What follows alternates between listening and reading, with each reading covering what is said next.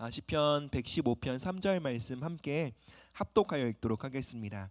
오직 우리 하나님은 하늘에 계셔서 원하시는 모든 것을 행하셨나이다. 아멘.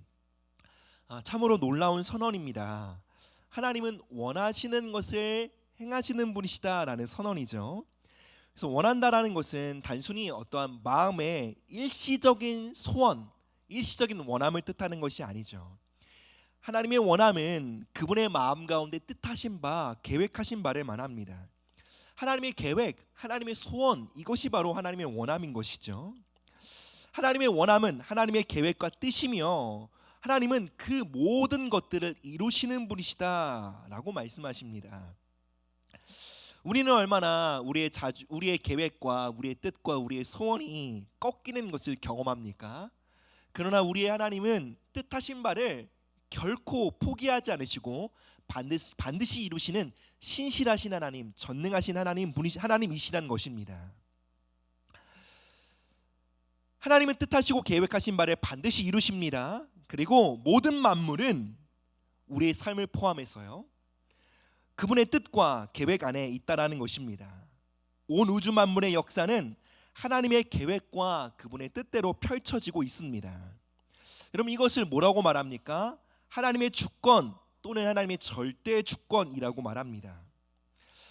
기독교 신앙에서 하나님의 주권을 믿는 것은요, 우리의 신앙의 기둥과도 같습니다. 이렇게 말씀드리는 것은 여러분 정말로 과언이 아닙니다. 하나님의 절대 주권을 향한 우리의 신앙, 우리의 믿음이 부실하면 여러분 우리의 신앙이 튼튼하게 지어질 수 없습니다. 그렇게 여러분 하나님의 말씀 그대로 우리는 하나님의 뜻하신 바를 이루신다라는 그 절대 주권을 우리는 믿고 신뢰해야 한다라는 것입니다. 우리는 하나님의 선하심을 믿습니다. 사랑의 하나님을 믿습니다. 그런데 하나님의 선하심, 하나님의 사랑을 믿음에도 불구하고 만약 우리가 하나님의 절대 주권을 믿지 못한다면 어떠한 상황에서도 당신의 선하신 뜻과 계획을 이루시는 그 절대 주권자라는 믿지 못한다면 우리는 삶에 일어나는 크고 작은 일로 인해 때로는 소망을 잃기도 하고 낙심할 수밖에 없게 된다는 것입니다. 사랑하는 여러분, 나의 삶을 향한 하나님의 주권을 믿으십니까? 우리의 가정을 향한 하나님의 주권을 믿으십니까? 나의 자녀들을 향한 하나님의 주권을 믿으십니까? 왜 우리는 쉽게 상황이나 환경으로 인해 그렇게 쉽게 요동하곤 합니까? 왜 우리는 때로 나의 약함과 한계로 인해 그렇게 사로잡히곤 합니까? 왜 우리는 상대방의 악함으로 인해 실망하곤 합니까? 때로 무너지곤 합니까? 그것이 바로 우리 안에 하나님의 주권을 향한 믿음이 약하기 때문인 것입니다. 물론 우리의 삶에 사단의 방해가 있을 수 있습니다. 그리고 이 세상의 악한 문화와 영향력, 그리고 사람들의 약함이 우리 삶 가운데 개입되어 있을 수 있어요. 또 우리 삶에 끊임없이 펼쳐지고 있는 우리의 죄성, 우리의 약함을 볼 수 있습니다. 그러나 하나님은요, 때로는 그 모든 것에도 불구하고 하나님의 뜻을 우리 삶 가운데 이루시는 분이시라는 거예요. 심지어 그 모든 것을 사용하셔서 하나님의 뜻을 이루시는 분이시라는 것입니다. 여러분, 하나님의 주권을 믿는다는 것이요, 구체적으로 어떠한 믿음입니까?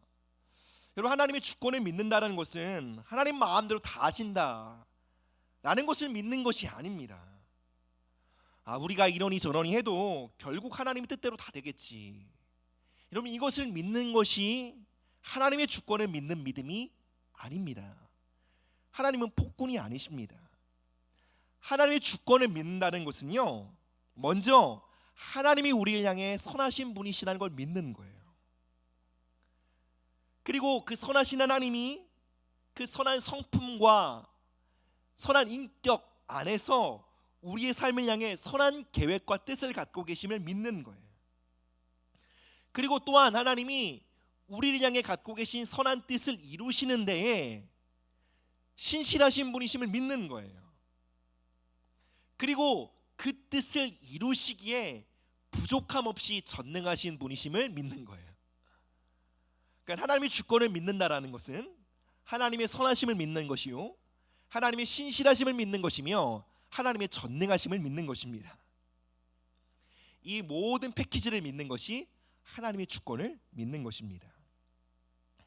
여러분, 우리가 하나님의 선하심, 하나님의 신실하심, 하나님의 주권을 믿는다면, 그러니까 하나님의 주권에 대한 믿음이 우리 안에 있다면, 여러분, 우리의 마음에는 엄청난 자유와 평감이 임하게 됩니다. 어떠한 상황에서도 우리는 안정감을 누릴 수 있게 됩니다. 이것저것 생각하느라 복잡했던 우리의 마음이, 우리의 생각이 맑아지게 됩니다. 쓸데없는 에너지 소비가 줄어들게 되고 우리의 삶이 매우 효율적으로 변하게 됩니다. 한 조사에 따르면요, 우리가 미래에 대해 염려하는 것, 그 미래에 대한 염려만 놓고 봤을 때 그 염려의 50%가 우리의 권한 밖이래요. 그러니까 내가 할 수 없는 일이에요. 염려한다고 아무런 가치가 없어요. 그런데 50%의 염려가 그 쓸데없는 걸 우리가 붙잡고 있다는 거예요. 또 다른 조사에 따르면 96%가 쓸데없는 걱정이다. 4%만이 유익한 걱정이라는 거예요. 여러분, 한번 생각해 보세요. 96% 낭비되는 우리의 사고, 우리의 정서적 에너지를 우리가 세이브해서, 아껴서 우리가 더 건전하게, 더 긍정적인, 더 효율적인, 더 올바른 방향에 쓸 수 있다면, 여러분, 우리의 집중력은 매우 크게 향상될 거예요. 우리의 사고 능력은, 우리의 창조성은 매우 크게 진보할 거예요. 우리의 사고를, 쓸데없는 에너지 다 빼앗기니까 우리의 삶의 효율이 떨어지는 것이죠. 뿐만 아닙니다. 우리가 하나님에 대한, 하나님의 주권에 대한 믿음을 회복하게 되면, 여러분, 우리의 마음에 깊은 평강, 깊은 행복이 임하게 됩니다. 이러한 상태를 샬롬이라고 말하죠. 샬롬, 평강은 아무 문제가 없기 때문에 오는 것이 아니죠. 샬롬, 하나님의 평강은 나의 삶에 하나님의 통치가 임할 때, 즉 하나님의 주권이 우리 삶에 임할 때에 그 열매로 나타나는 것이 바로 샬롬, 평강인 것입니다. 우리는 우리 인생을 살아가면서 매우 크고 결정적인 순간들을 마주합니다. 마치 이 선택을 잘해야만 우리의 운명이 빛날 수 있어, 막 그렇게 결정적인 순간들을 마주하게 됩니다. 우리의 자녀들이 인생을 좌지우지하는 것 같은 결정적인 순간들을 보게 됩니다. 대학 입시, 취직, 결혼 등 매우 중요한 순간들을 마주하게 됩니다. 그러한 순간들 속에 우리가 하나님의 주권을 믿고 신뢰하지 못한다면, 여러분, 우리는 수많은 잡다한 생각으로 머리가 복잡하게 됩니다. 그 복잡한 생각 속에 우리는 삶의 효율을 잃어버리게 되고요, 우리 마음의 평강, 평안을 잃어버리게 됩니다. 우리 삶의 행복지수가 떨어지게 됩니다. 그리고 더 나아가 쓸데없는 일에 염려하기 때문에 분별력, 건전한 사고가 우리에게서 상실되게 됩니다. 분별력, 건전한 사고가 사라지면요, 불안지수가 엄청나게 높아져요. 왜냐하면 허구와 허상의 세계가 막 증폭되거든요. 그러니까 걱정의 지수가 확 올라가죠. 이렇게 되면 어떡하지? 저렇게 되면 어떡하지? 그러니까 이런저런 쓸데없는 생각과 근심으로 우리의 마음이 막 요동치게 되는 거예요. 뿐만 아닙니다. 그렇게 후회할 일들이 많아지게 돼요. 과거의 일이잖아요. 내가 어쩔 수 없는 일이잖아요. 그럼에도 불구하고 내가 그 선택을 하지 말았어야 되는데, 내가 그때 왜 그곳에 가서 내 남편을 만났을까? 그곳에 가지 않았어야 내가 이 결혼을 안 했을 텐데. 이런 쓸데없는 과거의 후회들을 하게 된다는 거예요. 여러분, 우리는 결정해야 합니다. 어떠한 결정이요?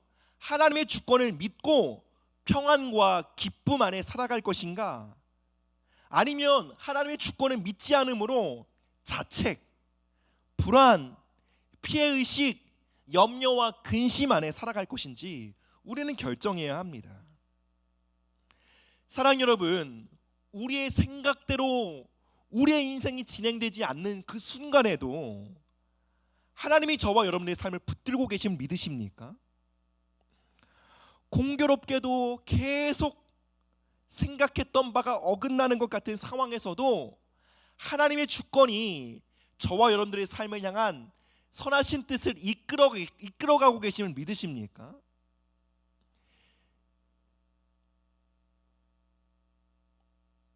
우리의 모든 미래, 우리의 내일이 하나님의 주권 아래 있기에 우리가 비로소 우리가 미래에 대해 소망을 가질 수 있고 하나님이 우리의 삶의 모든 결과에 대한 최종 권위를 갖고 계신 분이심을 여러분 믿으십니까? 이 하나님의 주권에 대한 믿음은 성도들로 하여금 오늘이라는 현실을 담대함과 평강 가운데 걸어갈 수 있는 힘과 자원이 되는 것입니다. 하나님의 주권을 생각할 때 많은 성도들이 마음이 어려워지거나 혼란스러워하는 부분은 바로 하나님의 주권과 운명론을 헷갈려하기 때문에 그래요. 여러분, 그러나 운명론과 하나님의 주권은 전혀 다른 이야기입니다. 운명론이 뭐죠? 우리의 운명이 결정되었다라는 거예요. 그러니까 이러니 저러니 해도 결과는 정해졌다라는 거죠. 그러니까 모든 것이 다 운명으로 결정지어졌다라는 생각이죠. 여러분, 이러한 생각에 사로잡히면 우리의 미래에 대해 깊은 체념과 무력감에 사로잡히게 되죠. 이러한 거짓된 운명론에 사로잡히게 되면 여러분, 우리는 우리의 삶을 놓게 돼요. 게으름과 무책임에 우리의 삶을 버려두게 됩니다. 근데 하나님의 주권은 운명론과 전혀 다른 이야기입니다. 함께 신명기 29장 29절의 말씀을 보겠습니다. 신명기 29장 29절입니다. 함께 있습니다. 시작. 감추어진 일은 우리 하나님 여호와께 속하였거니와 나타난 일은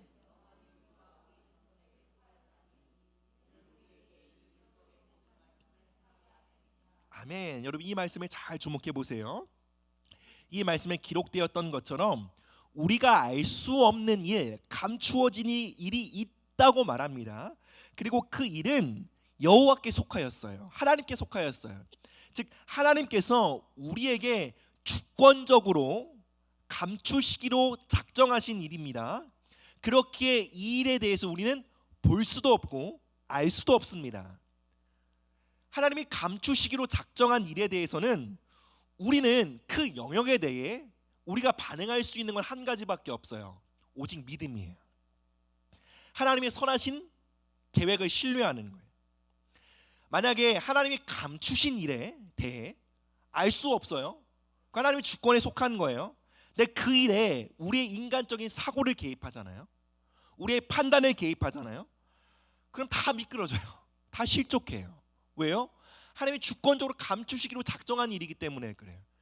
그 영역에 우리가 서 있으려면 믿고 신뢰하는 것밖에 없어요. 뭐 예를 들면 천재지변, 자연재해, 이거 왜 일어났는가? 우리 몰라요. 경건한 사람들의 죽음, 누구는 부잣집에 태어나고 누구는 가난한 환경에 태어나고, 우리는 다 알 수 없습니다. 여러분, 그것에 대해 사고하고 판단하려고 하면 우리 복잡해지죠. 정말로 쓸데없는 생각이죠. 그 영역에 대해서 어떻게 해야 된다고요? 우리의 사고, 우리의 판단 내려놓고 빈 마음으로 하나님을 신뢰할 뿐이에요. 그래야 길을 잃지 않을 수 있다는 거예요. 또한 우리에게는 감추어진 일만 있는 것이 아닙니다. 우리에게 나타난 일이 있다고 말합니다. 이 말이 무엇입니까? 우리는 하나님의 주권 앞에 그저 아무것도 할 수 없는 수동적인 존재로 존재하는 것이 아니라는 거예요. 하나님이 어떠한 일을 나타내심으로 우리를 초청하고 계시다는 거예요. 하나님의 계획과 그분의 뜻에 성도들이 참여하여 함께 걷기를 의도하고 계시다는 것입니다. 하나님께서 우리에게 나타내길 원하시는 일이 있다라는 것이죠. 그리고 아까 전에 읽은 본문에 따르면 그 일은 영원토록 누구에게요? 하나님의 백성들에게 속한 일이래요. 한 번 더 그 말씀 한번 띄워주시겠어요? 신명기 29장 29절 말씀 한번 볼까요? 나타난 일은 영원히 우리와 누구요? 우리요. 그리고 우리와 우리 자손에게 속하였다. 이는 우리에게 이 율법의 모든 말씀을 행하게 하려 하심이니라. 하나님께서 나타내시는 일이 뭐라고요? 하나님의 말씀을 따라 살아갈 수 있도록 하시는 은혜예요. 여러분, 하나님은 이 은혜를 결코 우리에게서 거두시지 않으시겠다고 신명기 말씀에 약속하셨습니다. 우리는 하나님의 모든 계획과 모든 뜻은 알 수 없습니다. 하나님이 감추신 일이 있어요. 예를 들면 우리는 미래의 일을 알지 못합니다. 내일 일은커녕 5분 후의 일도 알지 못합니다. 현재 우리가 겪고 있는 이런 상황적인 일들이 미래에 어떤 결과를 맺게 될지, 하나님께서 그 모든 것들을 어떻게 이루어 가실지 우린 다 알 수 없습니다. 그러니까 우리가 아는 것이 있다면 하나님의 선하신 계획 안에 우리가 있다는 것이고, 하나님의 주권이 우리 삶을 붙들고 계시다는 거예요. 그렇기 때문에 하나님이 감추신 영역에 대해서는 우리는 믿고 신뢰하며 걸어가는 것 외에 할 수 있는 일이 없습니다. 그러나 하나님이 우리에게 나타내시는 바가 있어요. 보여주시는 것이 있습니다. 그것이 무엇입니까? 오늘 하루 우리가 해야 할 결정에 있어서 베스트 초이스를 알려주세요. 내가 어떻게 이 상황 속에 어떤 결정을 내려야 되는지 알려주신다는 거예요. 오늘 내가 붙잡고 걸어가야 할 말씀을 보여주신다는 거예요. 내가 순종해야 할 하나님의 뜻을 알려주신다는 거예요. 그럼 이 영역에 대해서는 어떻게 해야 될까요? 그냥 믿고 신뢰하면 되나요? 아니죠. 이 영역에 대해서는, 하나님이 우리에게 보여주시는 영역에 대해서는 지혜로워야 해요. 즉 분별해야 합니다. 하나님의 뜻이 어디 있는지 분별해야 해요. 이 말씀이 바로 에베소서 5장 10절, 주를 기쁘시게 할 것이 무엇인지 시험하여 보라, 바로 이 말씀에 해당하는 영역입니다. 하나님이 나타내신 일이 있어요. 우리는 그 일 속에 분별해야 돼요. 하나님 무엇을 기뻐하시는지. 그리고 분별했다면 그 뜻에 맞게 순종하며 걸어가야 한다는 것입니다. 우리가 잘 아는 복음성가 가사 있죠. 내일 일은 난 몰라요. 우리가 내일 일은 몰라요. 우리가 아는 건 단 한 가지예요. 우리의 내일이 전능자의 손에 붙들려 있다는 거예요. 우리는 그것만 알 뿐이에요.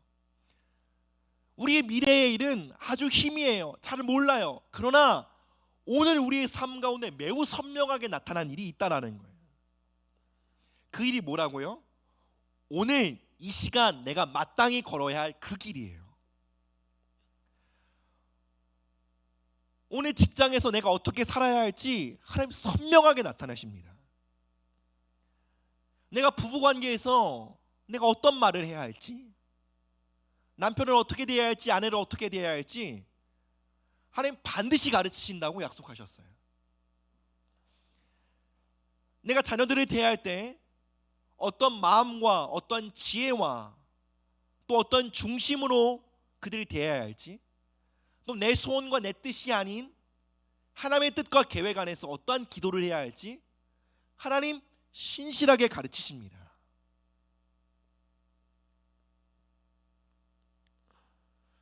그러니까 나타낸 일에 대해서는 우리가 하나님의 뜻을 붙잡고 순종하며 걸어야 하고, 나타나지 않은 일에 대해서는 하나님을 신뢰하고 믿음으로 맡겨드려야 해요. 근데 이 일을 거꾸로 하면 삶이 복잡하고 엉망이 되어집니다. 그러니까 신뢰해야 해요. 믿고 맡겨드려야 해요. 근데 분별하려고 하는 거예요. 그럼 어떻게 되죠? 머리가 복잡해져요. 하나님이 감추신 것을 보려고 하면 어떻게 되죠? 똑똑해지는 게 아니라 멍해져요. 정신 에너지를 쓸데없는 곳에 다 쓰다 보니까 정작 내가 오늘 하루 성실하게 걸어야 할 그 길에 대한 분별력을 놓치게 돼요. 내가 마땅히 걸어야 할 그 걸음에 대해 사고하지 못하게 되는 거예요. 그리고 분별해야 될 영역에 대해서 무책임하게 맡겨버리는 거예요. 하나님 알아서 하시겠지. 난 하나님을 신뢰해. 그렇게 아무것도 안 하고 주저앉으면 어떻게 되죠? 게을러지죠. 그러니까 거꾸로 하면 삶이 엉망이 되는 거예요. 그러니까 신뢰할 건 신뢰하고 내가 분별하고 책임지고 순종해야 될 건 순종해야 된다는 거예요. 하나님 우리에게 감추신 영역, 그 영역에 대해서는 여러분 신뢰하십시오. 하나님의 선하심을 신뢰하십시오. 여러분의 자녀들에 대해서, 자녀들의 내일에 대해서 여러분 알지 못합니다. 어떤 배우자를 만날까, 어떤 직장 생활을 할까 알려고 하지 마십시오. 신뢰하십시오. 전능자가 그들의 발걸음을 붙잡고 계심을 신뢰하십시오. 그리고 여러분 알아야 될 것은 뭐예요? 내가 자녀들에게 오늘 뭘 해야 되는지, 내가 오늘 자녀들에게 무엇을 심어야 되는지, 내가 마땅히 자녀들에게 무엇을 가르쳐야 되는지, 그건 하나님 신실하게 가르치십니다. 여러분 이렇게 걸어가는 것이 뭐라고요? 하나님의 주권 아래 살아가는 삶이에요. 이렇게 걸어가면 삶이 클리어해지죠. 우리 삶에 놀라운 효율이 생기죠. 사랑하는 여러분, 하나님은요 그분의 백성들에게 나타내고자 하시는 일들에 대해 절대로 감추지 않으십니다. 심지어 여러분 고난 속에서도요, 흑암 속에서도 이 은혜를 거두지 않으십니다. 왜요? 하나님께서 친히 약속하셨잖아요. 이 일은 영원토록 우리와 우리의 자녀들에게 속하였다. 결국 뺏지 않으신다는 거예요. 여러분 이 은혜 없인, 이 은혜가 여러분 우리의 삶에 없다면 여러분 우리 모두는요 오늘 하루를 술 취한 듯이 다 비틀거리며 살아갈 수밖에 없어요. 마땅히 걸어야 할 걸음을 걷지 못하고 갈짓자로 걸어가게 되는 거예요.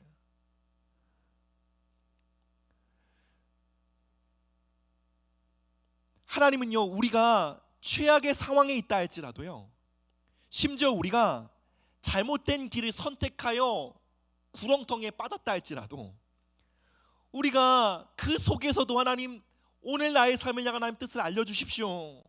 내가 마땅히 걸어야 할 생명의 길에 대해 보여주십시오.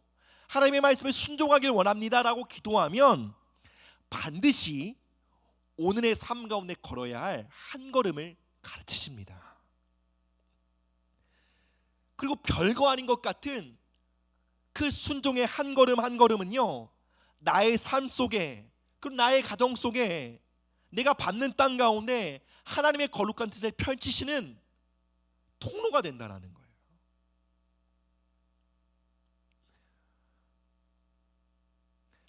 하나님의 주권 앞에 우리가 서게 될 때 우리에게 필연적으로 요구되는 자세는 신뢰와 순종입니다. 하나님의 주권은 결코 우리가 아무렇게나 살아도 하나님 뜻대로 다 될 거야 라고 말하는 거짓 운명론이 아닙니다. 우리가 뭘 하든 상관없다 라고 말하는 우리의 삶을 방임하게 만드는 무책임한 가르침이 아닙니다. 하나님의 주권을 믿는 성도들은 하루하루 하나님의 말씀을 따라 걸어야 할 책임에 대해 눈을 뜬 성도들입니다. 하나님의 주권은 성도들의 삶에 하루하루 걸어야 할 말씀의 길을 제시합니다. 즉 우리에게 순종의 삶을 요구합니다. 하나님이 감추신 영역이 있습니다. 그 영역에 대해 보려고 하거나 알려고 하면 사람이 어떻게 될까요? 경건해질까요? 선지자가 되나요? 영안이 열리나요? 이상해져요. 무당이 됩니다. 그리고 미래의 일들에 대해 누군가 말해줬으면 좋겠어. 그 일에 대해 듣길 원하면 쉽게 미혹됩니다. 예를 들면 어떤 배우자를 만나야 할지, 주님 보여주십시오. 키는 얼마큼 되고 이런 거 있잖아요. 알려고 하면 미혹된다는 거예요. 여러분 이렇게 예를 들어보니까 우습지만 실제적으로 우리 삶 가운데 저만 그런가요? 너무 빈번하게 일어나는 혼돈입니다. 혼돈입니다. 우리는 자꾸 우리 권위 밖의 일들을 생각하는데 여러분 이게 체질이에요. 체질이에요. 그래서 하나님의 주권을 배우는 게 우리에게 너무 필요한 거예요. 너무 필요한 거예요. 하나님의 주권은 우리 삶의 경계를 명확하게 세워요. 우리의 책임, 그리고 하나님이 하실 일들 선명해지는 거예요. 그럼 이게 혼탁해지면 하나님의 일하심도 안 보이고 내가 애쓰고 수고하지만 열매 맺지 않는 것 같고 그런 혼탁한 삶을 걸어가게 된다는 것입니다.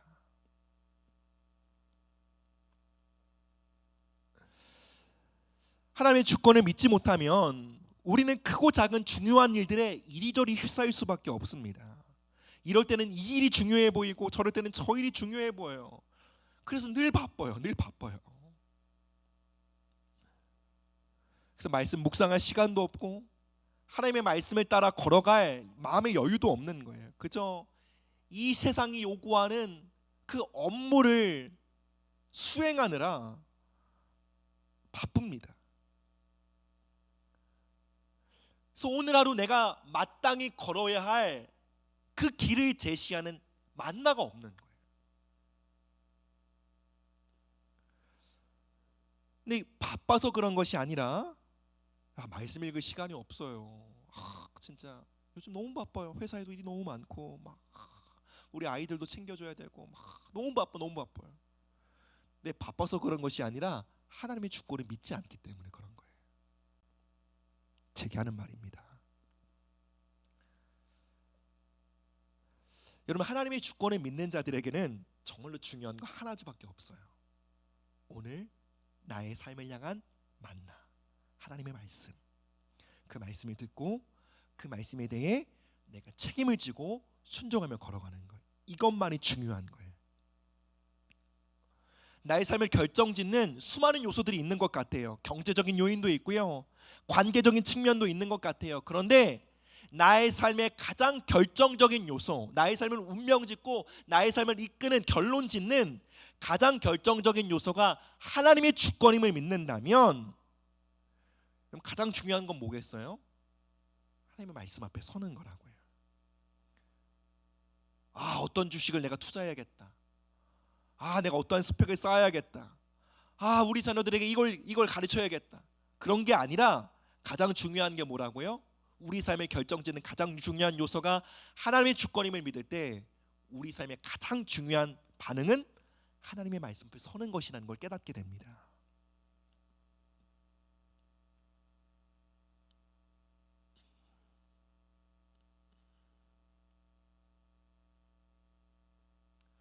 말씀을 맺겠습니다. 예수님이 하나님의 아들이시잖아요. 네, 그분께 예수님께 제자들이 나와 물었어요. 주님, 마지막 때가 언제입니까? 주님 다시 오시는 때가 언제죠? 근데 예수님이 어떻게 말씀하셨는지 아세요? 예수님 하나님 아들이시잖아요. 내가 아버지께 좀 물어볼게. 그리고 알려줄게. 이렇게 말씀하지 않으시고 그날과 그때는 아무도 몰라. 하늘의 천사들도 아들도 모르고 오직 아버지만 아셔요. 그리고 이 말에 당부하십니다. 깨어있어.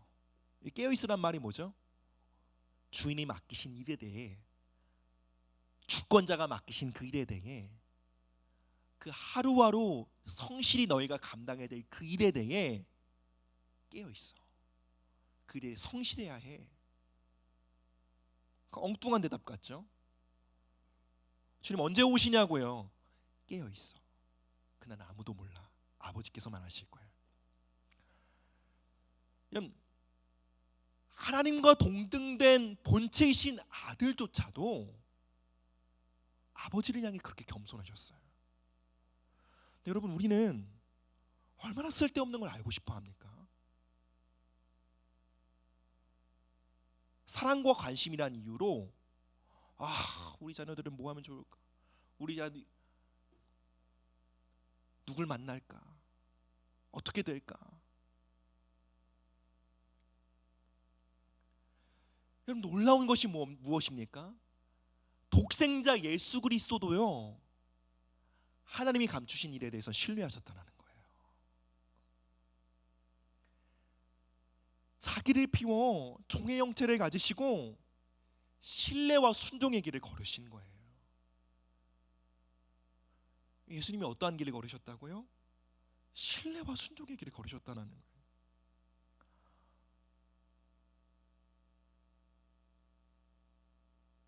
참 그분의 겸손이 우리를 겸허하게 하는 동시에 또 그분의 겸손이 우리로 하여금 소망을 갖게 됩니다.